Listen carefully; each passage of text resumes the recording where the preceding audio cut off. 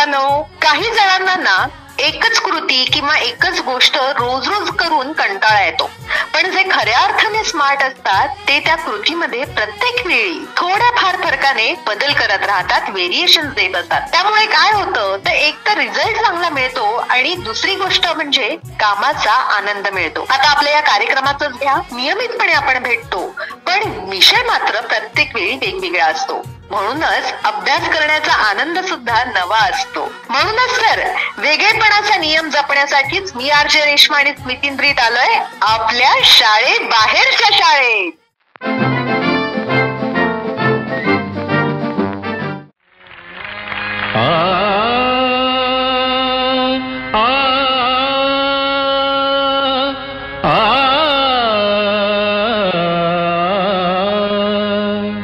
शब्दांचा हा खेळ मांडला तुझ्या कृपेवर ईश्वरा. शब्दांचा हा खेळ मांडला तुझ्या कृपेवर ईश्वरा. आम्हा शक्ती दे शब्द शारदे, आम्हा शक्ती दे शब्द शारदे.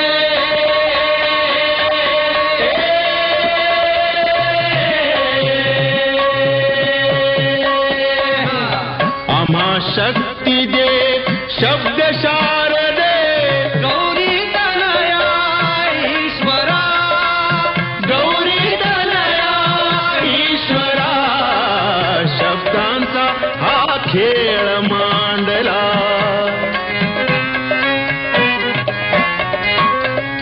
आकाशाचा धांदळ भावर स्वर गहिरा, धांदळ भावर स्वर गहिरा. शब्दांचा हा खेळ मांडला तुझ्या कृपेवर ईश्वरा. शब्दांचा हा खेळ मांडला तुझ्या कृपेवर ईश्वरा. कुठेतरी वाचलंय मी स्मितींची, शब्द शब्द बहुअंतरा, शब्द के हाथ न पाव. शब्द शब्द बहुअंतरा, शब्द के हाथ न पाव. एक शब्द करे औषधी, एक शब्द करे घाव. वाह, सही है. खरं शब्द किती महत्वाचे असतात. चांगलं वाईट घडतं जाणवतं ते शब्दांमुळेच, नाही का? हो ना. म्हणजे आपण आपली शब्दसंपत्ती जेवढी अधिक असेल तेवढे आपण हुशार देखील असतो. करेक्ट. आणि म्हणूनच आपल्या शब्दांची ताकद आपल्याला ओळखता आली पाहिजे, ते वाढवता सुद्धा आली पाहिजे. आणि म्हणून मी म्हणेन की लहानपणापासून जर आपण ह्याच्याबद्दल मुलांना ट्रेन केलं किंवा त्यांना सवय लावली तर जास्त बरं होईल आणि त्याचा खूप फायदा त्यांना नंतर होणार आहे. बरोबर. मग पालक म्हणून अगदी लहान वयात जेव्हा मुलं अगदी छोटी असतात, पहिल्यांदा बोलायला लागतात, तेव्हापासून आपण छोट्या छोट्या गोष्टी करू शकतो. चला तर समजून घेऊया की अगदी लहान वयात जेव्हा मुलं पहिल्यांदा बोलायला लागतात, त्यांच्या तोंडून जेव्हा शब्द बाहेर येतात, तेव्हा पालक म्हणून आपण काय करू शकतो. चला आपण हे समजून घेऊया. वाह.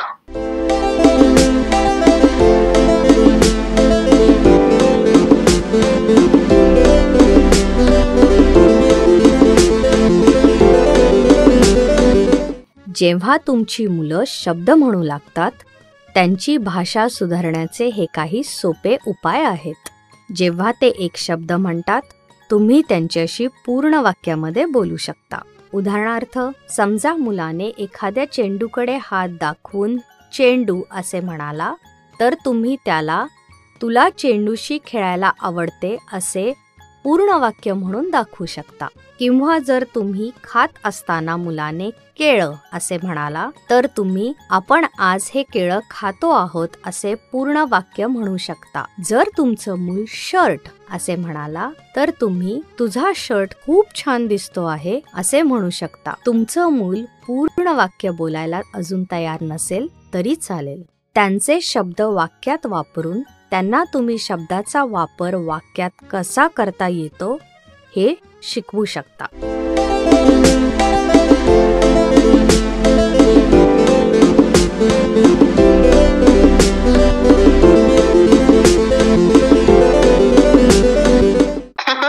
वा, किती मस्त, छान अभ्यास आहे. असंच मुलांना आपण जर सुरुवातीपासून शब्द देऊन वाक्य बनवायला शिकवली तर किती मज्जा येईल. हो ना, आणि त्यामुळेच त्यांचा भाषेचा सुद्धा विकास होणार आहे रेश्मा. हा, आणि म्हणून काल आपण जो आपला बालवर्गासाठी अभ्यास पाठवला होता, म्हणजे अंगणवाडी आणि इयत्ता 1-2च्या मुलांसाठी, तो असाच होता की वेगवेगळे शब्द घ्या, त्यापासून वाक्य बनवा. म्हणजे पालकांनी जर शब्द दिला हवा, तर मुलं त्याचं वाक्य बनवतील, आज हवा गार आहे. अच्छा, असा खेळ आपण निरंतर सुरू ठेवू शकतो. एक शब्द त्याचं एक वाक्य. अनलिमिटेड फन आहे म्हणजे हा अभ्यास. खरं तर असा खेळ पालकांनी मुलांबरोबर खेळला तर जास्तच त्याचा फायदा होईल. तर आपण आता बोलूया स्मृती मेश्राम या 5 वर्षाच्या अंगणवाडीत जाणाऱ्या मुलीशी, आणि तिने कोणते वाक्य तयार केलेत या वेगवेगळ्या शब्दांवरून ते आपण तिच्याकडनं समजून घेऊया. तिच्याशी बोलणार आहोत आणि तिची आई प्रेमाताई यांच्याशी सुद्धा बोलणार आहोत, आणि ऐकूया त्यांनी कोणकोणते शब्द आणि त्यावरून वाक्य तयार केली आहेत. स्मृती आहे गाव कोर्धा, तालुका नागभीड, जिल्हा चंद्रपूर इथली. तर ऐकूया स्मृतीला तिच्या आईने कोणते शब्द दिले आणि स्मृतीने त्यापासून कोणती वाक्य तयार केली. येस, ऐकूयात. प्रेमाताई नमस्कार, शाळेबाहेरच्या शाळेमध्ये तुमचं स्वागत आहे. नमस्कार मॅडम. नमस्कार. अय्या, तुमचा आवाज किती गोड आहे. छान वाटलं तुमच्याशी बोलून. आवाज गोड आहे मॅडम. थँक्यू. प्रेमाताई, स्मृतीला अभ्यासाचे मेसेज नियमित मिळत आहेत शाळेबाहेरच्या शाळेमधून? हो मॅडम. आणि स्मृतीला मजा येते का अभ्यास करताना? हो हो, रोज अभ्यास करते मॅडम. अच्छा, आणि आपल्यापैकी कोण तिला मदत करतो अभ्यासामध्ये? तिचे पप्पा पण करतात आणि मी पण करते. वा, छान. प्रेमाताई, तुम्ही किती शिकलायत, काय करता? माझं ग्रॅज्युएशन झालंय सर. वा, खूप छान. आणि मग तुम्ही आता सध्या काम घरीच राहून काम करता की काही व्यवसाय करता? नाही, घरी. वा, आणि घरात सुद्धा खूप कामं असतात नाही का? त्यातून वेळ काढून तुम्ही स्मृती बरोबर गप्पा मारता का? आणि तिला गोष्टी सांगता का? वा वा वा, खूपच छान. हो, आणि आता ती यंदा तरी अंगणवाडीत आहे ना? आणि पुढच्या वर्षी ती इयत्ता 1लीत जाईल, म्हणजे तिचं औपचारिक शिक्षण पुढच्या वर्षी सुरू आहे. छान. मग हे तर खूप महत्वाचं वर्ष आहे तिच्यासाठी, कारण आता जे तुम्ही शिकवाल, थोडंसं अक्षर ओळख, थोडं अंक ओळख, गप्पा मारायला शिकवलं, छान बसायला आणि ऐकायला शिकवलं, तर मग तिला शाळेत जाऊन खूप फायदा होईल. अरे वा, खूपच छान. मग वा, हे ऐकून आम्हाला खूप आनंद झाला.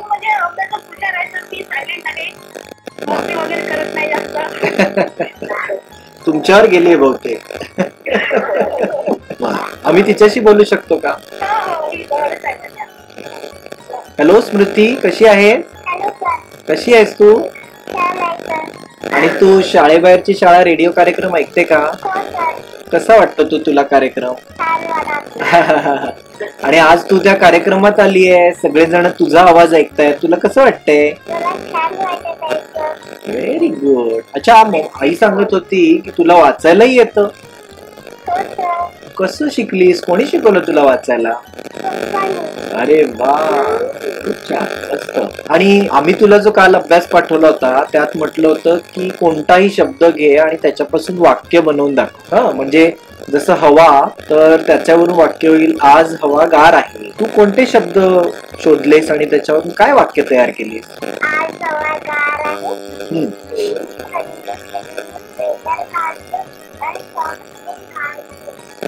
आणि माझ्याकडे लहान सायकल आहे. माझ्या बाबाकडे मोठी सायकल आहे. माझ्या सायकलीचा रंग लाल आहे. अरे वा, माझ्या बाबाच्या सायकलीचा रंग काळा आहे. अच्छा, ही सगळी वाक्य तू सायकलवर तयार केलीस ना? एवढंच नाही सर, मग पुढे वाक्य तयार केली. अरे वा, व्हेरी गुड. आमच्या घरी आहे.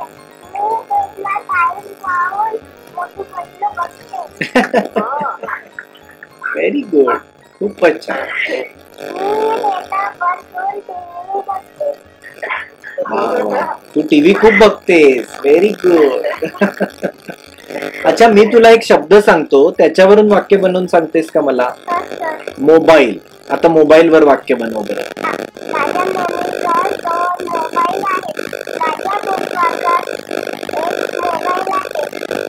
मी फोनवर बोलते. Very good. हा, खूपच छान छान. आणि तुला मोबाईलवर खेळायला आवडतं का? हो सर. Very good. किती वेळ खेळतेस? खूप दिवसभर नाही ना खेळत बसत? दिवसभर नाही. थोडा वेळ.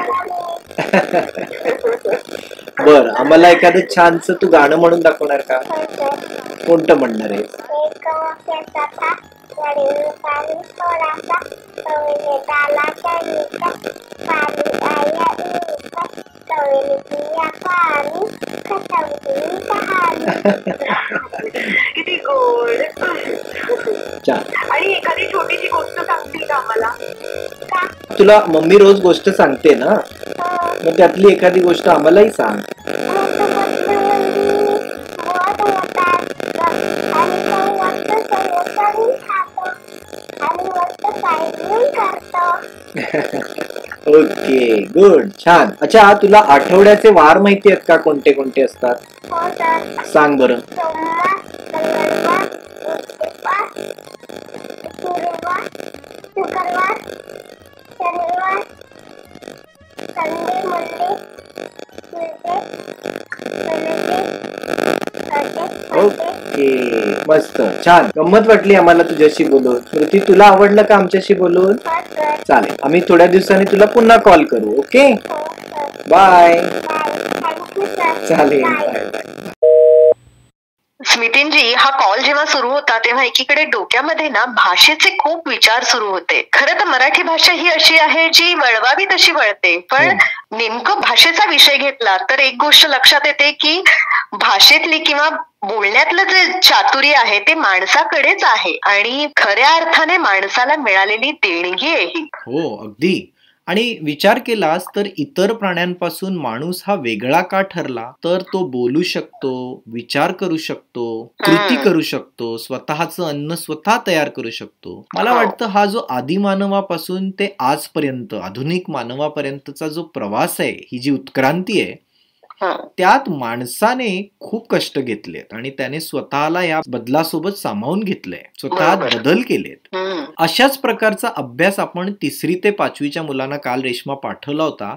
त्यात त्यांना म्हटलं होतं की आदी मानवाकडे कोणते कौशल्य होते, त्याने ते कसे विकसित केले. तर हा अभ्यास आपल्या सर्व 3री ते 5वीच्या मुलांनी नक्की केलेला असेल, म्हणून त्या संदर्भात अधिक माहिती आता आपण समजून घेणार आहोत. ओके, ऐकूयात.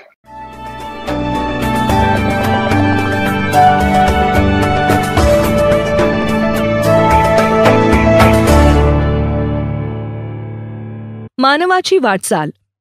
कुशल मानव ते आधुनिक मानव. मुलांनो, एप या वानरापासून प्रगत किंवा उत्क्रांत होत जाऊन आदी मानव निर्माण झाला हे आपण मागील पाठात पाहिले आहे.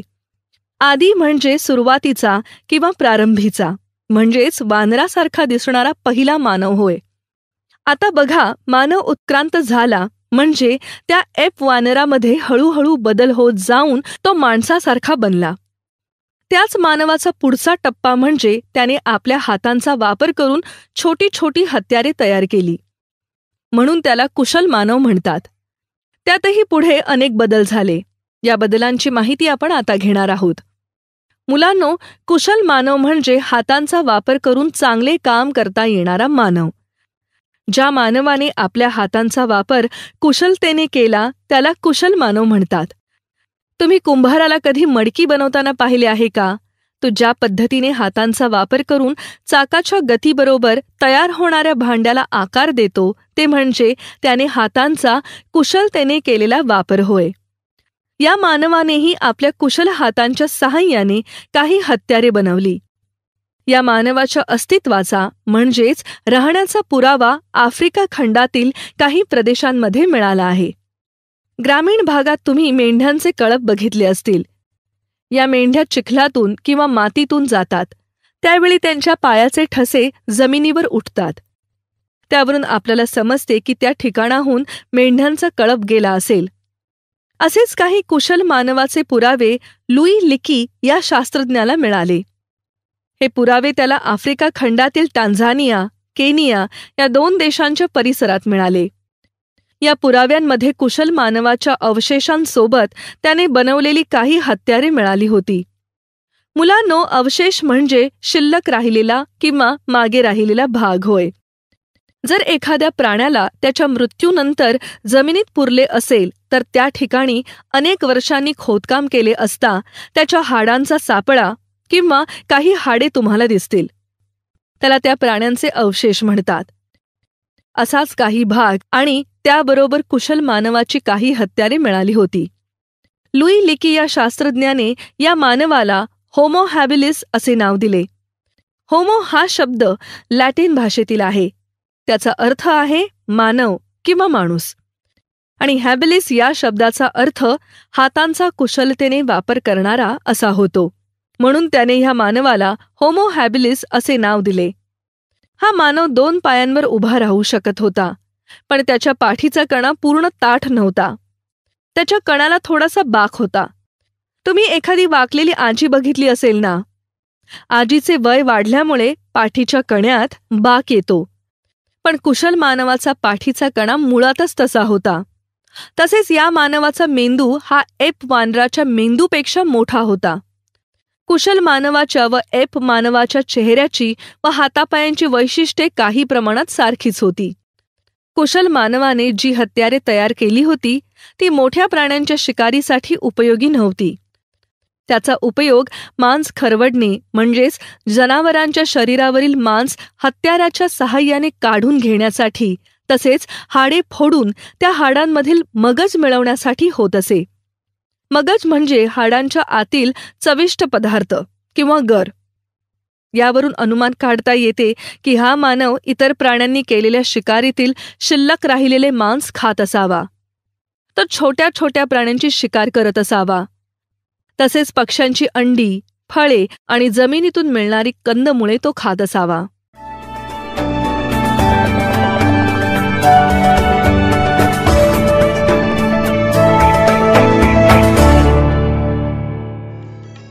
वाह, अशा पद्धतीने मानव हळूहळू उत्क्रांत होत गेला आणि आजता गायत अगदी आज तारखेपर्यंत नवनव्या क्षेत्रामध्ये नवनवी प्रगती करतोय. हो ना. आणि माणूस हा म्हणजे आदिमानवापासून ते आतापर्यंतचा जो उत्क्रांतीचा प्रवास आहे माणसाचा, तो फारच इंटरेस्टिंग आहे असं मला वाटतं. म्हणजे माणूस पृथ्वी तलावर कदाचित करोडो वर्षांपूर्वी आला असं इतिहास म्हणतो, पण शेतीबद्दल जेव्हा आपण विचार करतो आणि जेव्हा आपण इतिहासात बघतो तर असं लक्षात येतं की करोडो वर्षापासून असलेला हा मानव शेती मात्र आता हल्ली म्हणजे 12,000 वर्षांपासून पूर्वीच करायला लागला. तर म्हणजे हजारो वर्षांमध्ये आहे ते. पण मात्र शेती करायला लागल्यापासून, संघटित राहायला लागल्यापासून, समाज म्हणून वावरायला लागल्यापासून आतापर्यंत तू म्हणतेस तसं मानवाने खूप प्रगती केली. शेती करण्याच्या पद्धतींमध्ये सुद्धा बदल केलेत.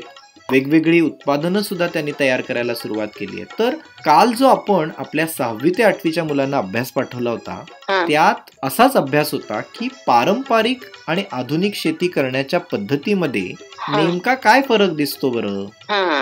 तर याचं निरीक्षण आपल्या 6वी ते 8वीच्या मुलांनी नक्की नोंदवलंय आणि ते आपल्याला सांगणारच आहेत. त्याच संदर्भात आपण आता बोलूया वैभव कोळी या इयत्ता 7वीतल्या मुलाशी, जो राहणारा आहे गाव बोरनार, तालुका आणि जिल्हा जळगाव इथला.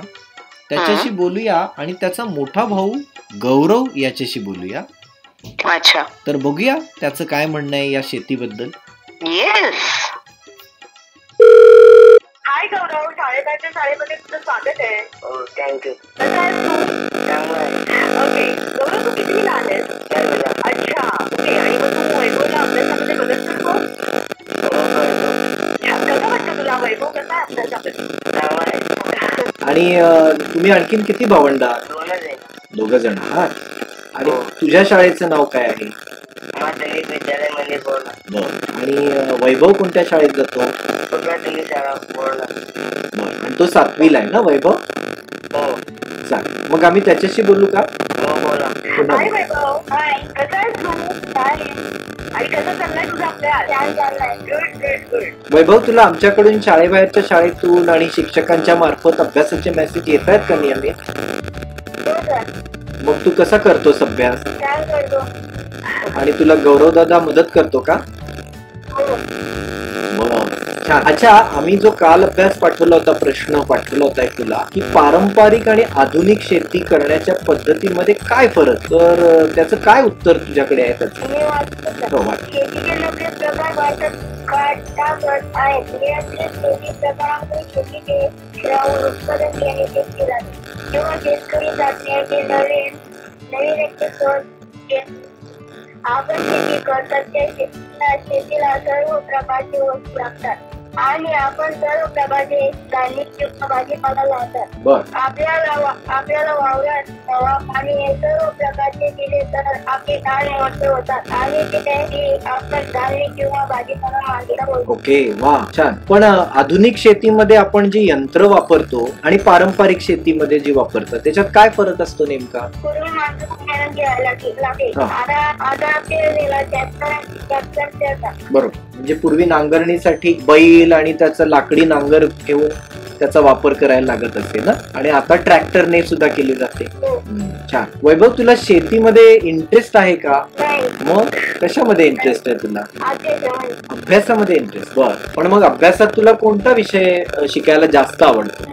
बर, अच्छा. मग आम्हाला काहीतरी कविता वगैरे तुझी 7वीतली म्हणून दाखवतोस का? हो, म्हण. माझी भाषा माझी राई असं तिच्या होऊ नये उतराई. तिच्या एक भाषा चाला रक्तकांचे साचे मोल कधी कधी कधी चांदणे रानवाड्याच्या गंधात मती मराठी भिजली. रेवणी काठाला बोली माझ्या मराठी गजली. माझ्या गोष्टीचे अमृत प्राचे स्रोत श्रीवंत तिचा नाही तुझ्या वाव असो पण काही पंत.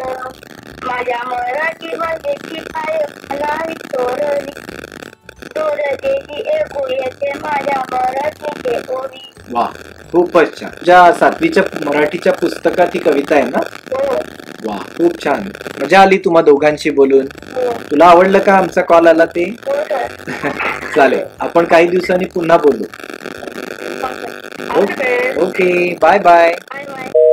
खरंच ना स्मितींजी, की माणूस पारंपरिक गोष्टीमधून बरंच काही शिकत जातो, पण त्याही पुढे जाऊन तो थोडी प्रगती करतो आणि आणखी एक नवं वळण घेत राहतो. हो ना. आणि ह्या सगळ्या प्रवासामध्ये माणसाकडे अनुभव मात्र खूप गोळा होतात आणि त्या अनुभवांचा उपयोग पुढच्या पिढीला होत असतो. करेक्ट. आणि म्हणून अनुभवाच्या चष्म्यातून या सदरामध्ये आज आपण ऐकणार आहोत शेखरचा अनुभव. चला तर ऐकूया काय आहे त्याचा अनुभव आणि आपण त्याच्यातून काय शिकतो. येस, नक्कीच.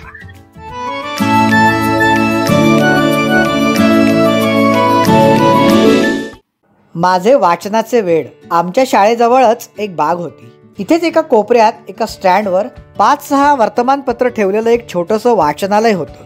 मी तिथे क्रिकेट मॅचच्या बातम्या आणि सिनेमाच्या स्टोऱ्या आवडीने वाचत असे. एकदा असाच बेताब सिनेमाची स्टोरी वाचताना मी अक्षरशः गुंग झालो होतो. शाळेची घंटा केव्हा वाजली, बाकीची मुलं केव्हा वर्गात गेली हे मला अजिबात कळलं नाही. माझी अक्षरशः वाचनात तंद्री लागली होती. माझी तंद्री भंगली तेव्हा आसपास कोणीच नव्हतं. सगळी मुलं बहुतेक वर्गात पोचली होती. मला भीती वाटली. अरे बापरे, शाळा भरून गेली तर आता काय होणार.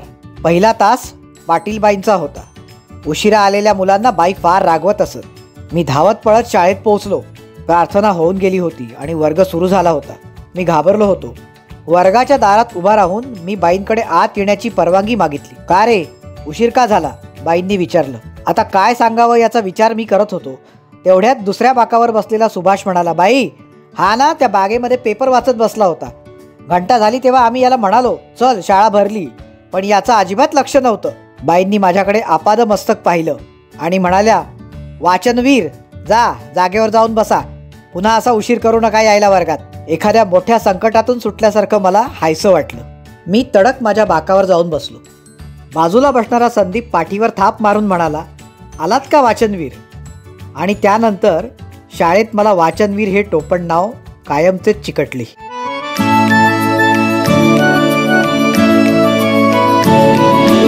छान आणि असे अनुभव प्रत्येकाने आपल्या गाठीशी ठेवायलाच हवेत. स्मितींजी, आज जाता जाता कुठला विचार आम्हाला देणार आहात? आज आपण आदिमानव, उत्क्रांती या संदर्भात खूप बोललो.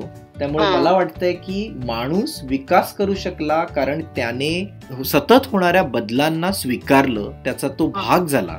म्हणून मला असं वाटतं की आजचा खरा सुविचार आहे की सतत होणाऱ्या बदलांचा आपण स्वीकार करायला पाहिजे. येस, आणि खरंय करोनामुळे खूप काही बदललंय आतापर्यंत आणि त्या बदलाला पुढे घेऊनच आपल्याला पुढे जायला हवंय.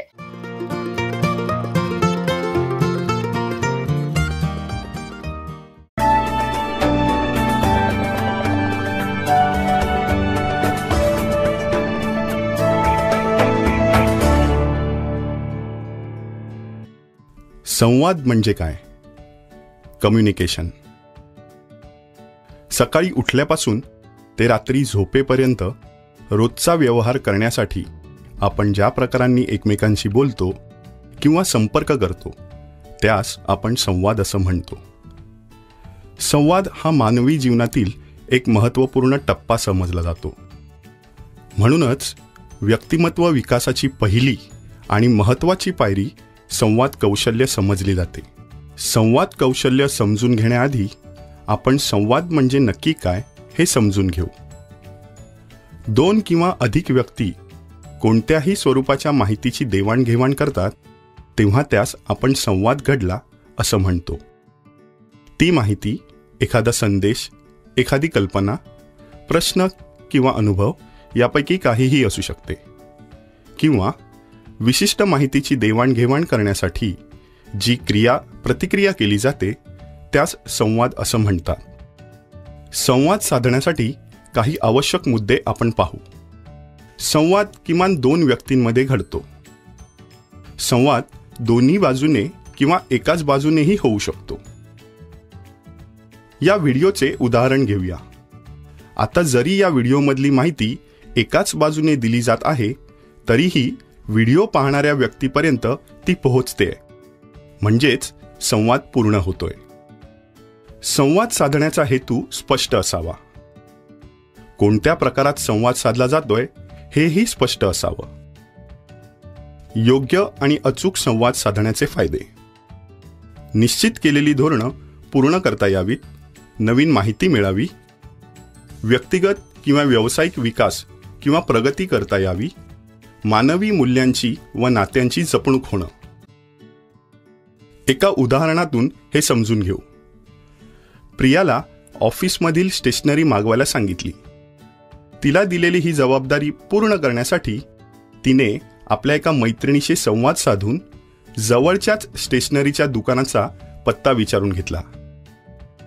प्रियाने त्या दुकानात स्वतः भेट दिली आणि ऑफिसमध्ये लागणाऱ्या आवश्यक सामानाची खरेदी केली.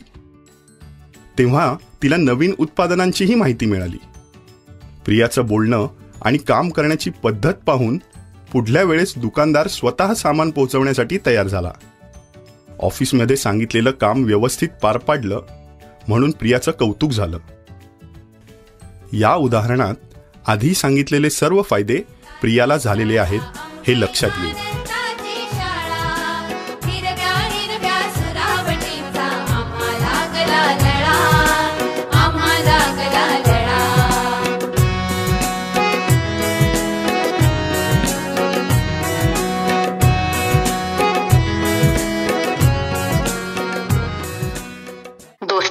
आजपासून आपण आणखी एक नवा संकल्प करूया. दर दिवशी स्वतःमध्ये नवा आणि चांगला बदल घडवून आणूया आणि त्या नाविन्याची रोज वहीमध्ये नोंद करूया. स्वतःचं नवीन वर्जन शोधूया आणि प्रत्येक दिवस सेलिब्रेट करूया. चलो देन, भेटूया पुढल्या भागामध्ये. Enjoy every day, stay unique. Bye bye. नमस्कार.